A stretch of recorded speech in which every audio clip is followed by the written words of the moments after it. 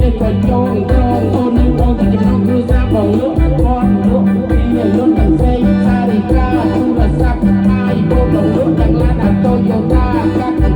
កោបងមកដល់ឡើងកូនមករៀបការយកកូនឲ្យច្រើនចឹងបងពេញបំណងយាយកាច់ចិញ្ចឹមកូនចិញ្ចឹមក៏ពេលសំសំលុយទិញដីមើលខ្សែជួយចិញ្ចឹមខាងកូនចិញ្ចឹមចិញ្ចឹមចិញ្ចឹមដើមសេកាឡាមុតនឹងឈុតមកព្រៃមកប្រាឬតែមកបងចេញតែថា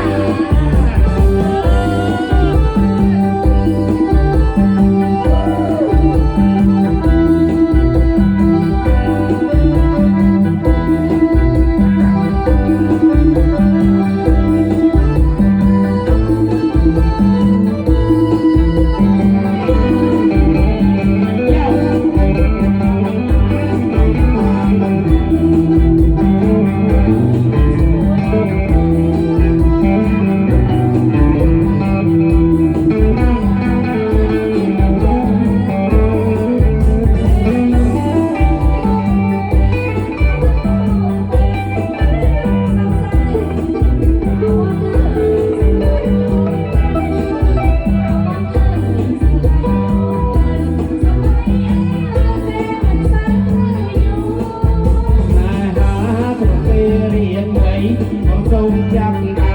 កាយាកុំគិនចាំហើយកុំសួរដល់មិន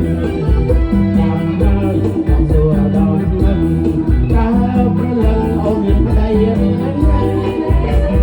សានមិនទាន់មានទេមិនធំអីទេមិនសុំចេះទេប្រាប់ម៉ែប្រាប់អីប្រាប់ម៉ែប្រាប់អីចូលស្ដីផ្លូវថាអត់ព្រមឬទេ